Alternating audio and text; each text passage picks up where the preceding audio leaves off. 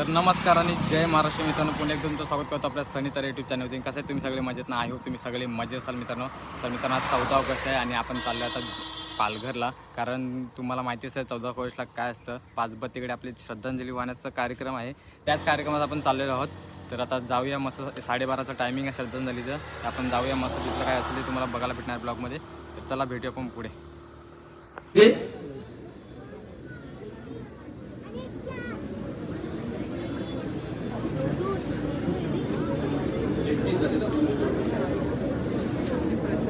आपल्या दिली जाईल.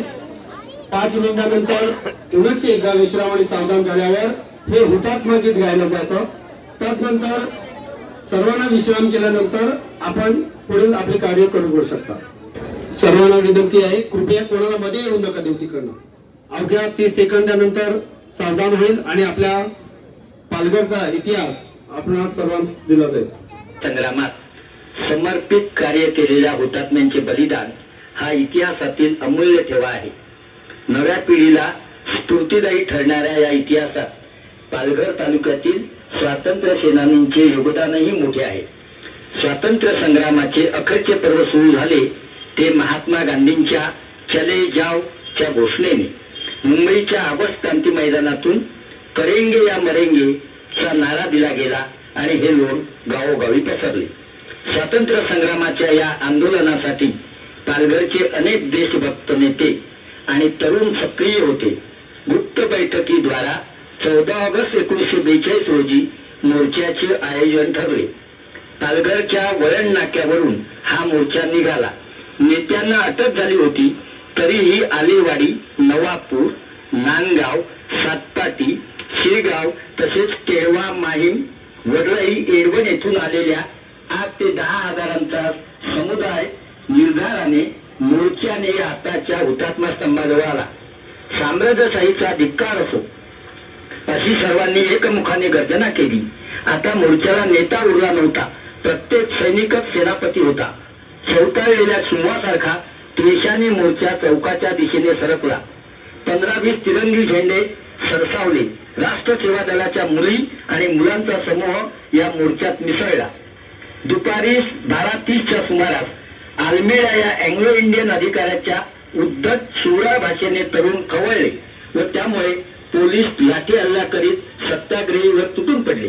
या लाठी हल्ल्याने अनेक जण रक्तबंबाळ झाले व त्यामुळे संतप्त जमावाने दगडविटांनी प्रतिकार केला. हे पाहताच प्रांत ऑफिसर शेख यांनी गोळीबाराचा आदेश दिला आणि भीषण नाट्य घडले.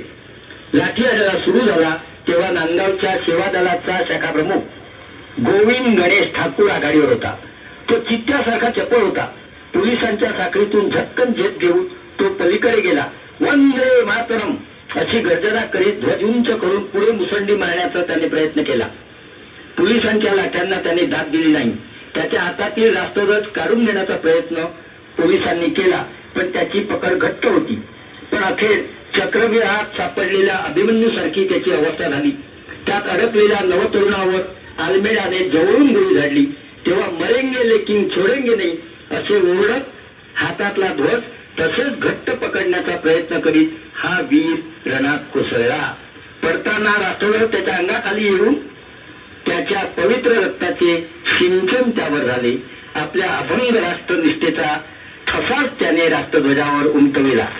गोविंद गणेशच्या रक्ताचा सिंचन झालेला हा ध्वज नंतर पोलिसांच्या नकळत प्रसन्न नाईकने पळवून आणला. प्रतिवर्षी आजच्या दिवशी येथे त्या पवित्र ध्वजाचे पूजन केले जाते.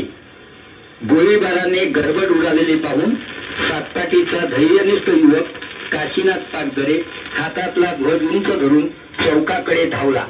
पोलिसांच्या दिशेने निधड्या छातीने त्याने सरळ चाल केली आणि तत्क्षणी पोलिसांची गोळी काशीनाथच्या कपाळात घुसली. 27 वर्षाचा हा युवक क्षणात धरातीर्थी पडला. मृत्यूला वीरासारखे सामोरे जाऊन त्याने आलिंगन दिले. पालघरचा सेवादल सैनिक रामप्रसाद तिवारी केवळ 17 वर्षाचा लवळवयत तरुण. त्याने धोका पत्करून निधड्या छातीने दगडविटांनी प्रतिकार केला आणि तोही धरातीर्थी पडला. रामचंद्र महादेव चुरी यांचे याच ठिकाणी बलिदान झाले. त्यांच्या सर्व कुटुंबाने स्वातंत्र्यासाठी खूप किंमत मोजली आहे. सुकूर गोविंद मोरे हा शिरगावचा तरुण गरीब अल्पशिक्षित सामान्य मजूर पण परिसरातील जनतेच्या उठावामुळे स्वातंत्र्य प्रेमाचे वारे त्याच्या अंगी संचारले होते. नवविवाहित पत्नी व लहान मूल यांच्या प्रेमपाशापेक्षा देशाला स्वातंत्र्य मिळवून देण्याचे कार्य त्याला थोर वाटले. सर्वस्वावर पाणी सोडून त्याने देशासाठी हौतात्म्य पत्करले. या गोळीबारात अनेक जण जखमी झाले. स्वातंत्र्य लढ्यात पालघर तालुक्यातील अनेक नेत्यांनी आणि तरुणांनी तुरुंगवास भोगला आहे. धन्य ते स्वातंत्र्य सैनिक. स्वातंत्र्य प्राप्तीनंतर 1950 साली या चौकात हा हुतात्मा स्तंभ उभा राहिला. आज 14 ऑगस्ट प्रतिवर्षी आपण या पवित्र ठिकाणी या स्वातंत्र्य समरात वीरगती प्राप्त झालेल्या पालघरमधील हुतात्म्यांना वंदन करण्यासाठी येतो.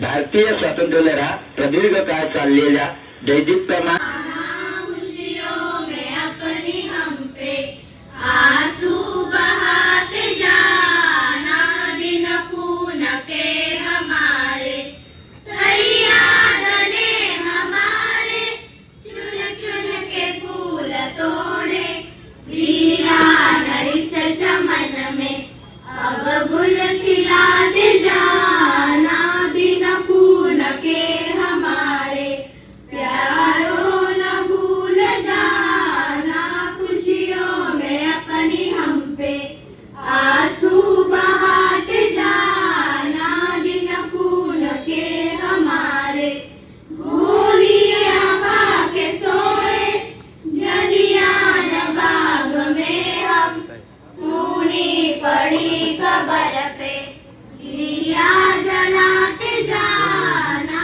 दिन खून के हमारे प्यारों न भूल जाना.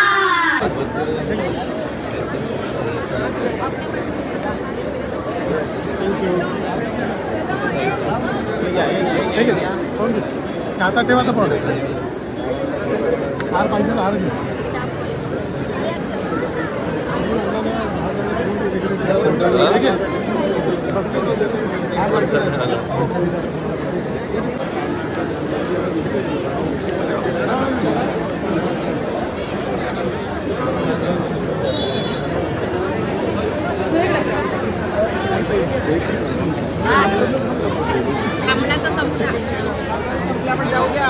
काय साधना नाही आम्हाला या बाजूला जायचं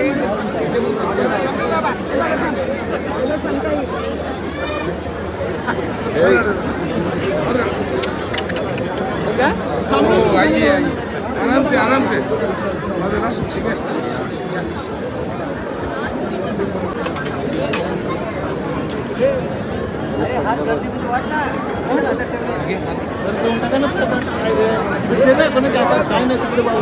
ते कोणाचे पण मॅडम ठेवून दे ना आता पटापट देऊन टाक काय ना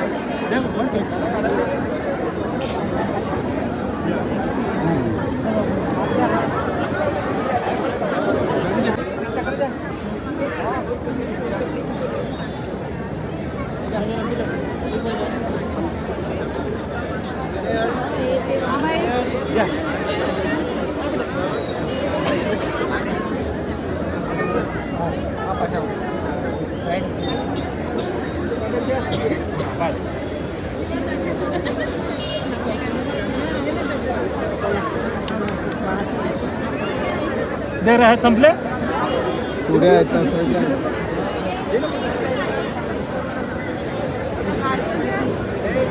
पिशवीत आहेत ना.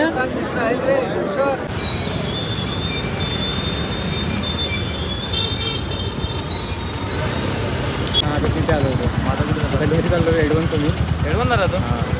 तर मी तुम्हाला बघितलं पटकन रिटर्न आलं. तुमचं कार्य म्हणजे बापरे खतरनाक, खूप मस्त, खूप चांगलं काम करतो. माझं लक्ष नव्हतं, मी थांबलो होतो. अरे ते थोडंसं चालू आहे, गाडी पंक्चर झाली ना. अच्छा, पाऊस झाला. आता मी हॉस्पिटलला होतो, घरी आलेलो, तब्येत थोडी बरी वाटत ना. अच्छा. खायला गेलो की दुखते कशात. तर मित्रांनो आपण पालघरमध्ये आहोत आणि आपण ते आज 14 ऑगस्ट ते हुतात्म्यासाठी आपण श्रद्धांजली वाहण्यासाठी आपण आलो होतो. तर आपण चाललो होतो एडवनला. तर आपल्याला सुंदर आमच्या इथे बघा कोण भेटलं आहे. तर आपले सोन्या दादा आहेत. तुम्ही रील्स वगैरे बघत असणारच. आता त्यांची इंस्टाग्रामला 1 मिलियन फॉलोअर्स होणार आहेत लवकर. कोणी जर फॉलो नसेल केला तर नक्की त्यांना फॉलो करा. आणि खूप मदतीसाठी इथे धावत असतात. त्यांच्या मी प्रत्येक रील बघतो आणि खूप मस्त असतात आणि असं खूप चांगलं कार्य करतात ते. तर आता तुम्हाला खूप पुढच्या वाटचालीसाठी खूप शुभेच्छा. ह्या प्रेमासाठी खूप खूप आभारी आहे, कारण की मी पालघरला चाललो आहे आणि just गाडी घेऊनच निघालो आहे. आणि भाऊ नाही कोणतरी पण 1.5-2 किलोमीटर मला फॉलो करत आला इथपर्यंत. तर बघा हे आपल्या माझं खूप प्रेम आहे. आणि जसं भाऊ मला बोलला की भाऊ स्टील कुठले तरी व्हिडिओज वगैरे बनवतो आहे, तर जसं मला प्रेम देत आहे, सहकार्य करत आहे प्रत्येक गोष्टीमध्ये, तसं त्यालाही करा. बघा त्याची फील्ड वेगळी आहे, पण मेहनत करतो आहे ते महत्त्वाचं आहे. म्हणून त्याला सहकार्य करा आणि जे प्रेम तुमचं आहे आपल्यावर ते असंच राहू द्या. धन्यवाद. आणि मी म्हणजे पालघरमध्ये असून सुद्धा मला भेटता नाही येत होतं, पण आता काही कारणास्तव मला त्यांना भेटता आलं आहे. तर खूप भारी वाटलं भेटून मला. आणि आता पुढील वाटचालीसाठी मला नक्की शुभेच्छा.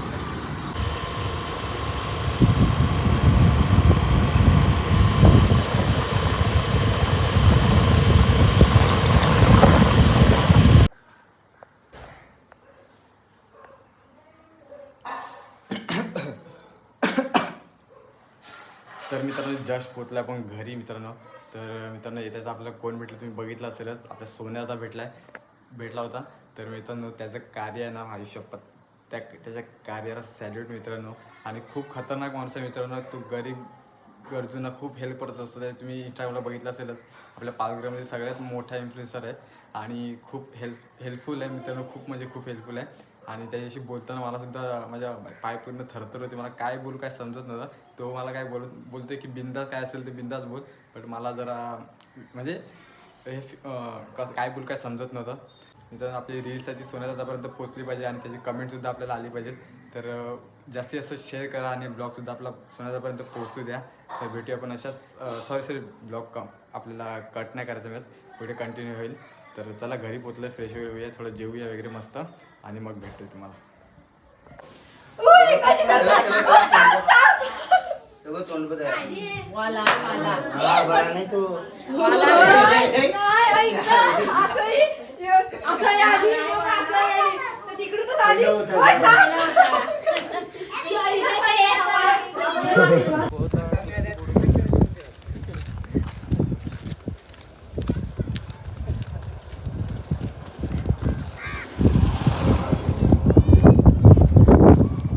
तर मित्रांनो संध्याकाळचे 6 वाजलेत आणि आम्ही आता आलो मस्त फिरत मंदिरामध्ये. तेव्हा आरे नाही बोलाय जेव्हा याला तर मी बघितलं असेल ब्लॉगमध्ये आपल्या. तर मस्त जरा हवा खाऊया, बसूया वगैरे थोडंफार. चला बाय बाय.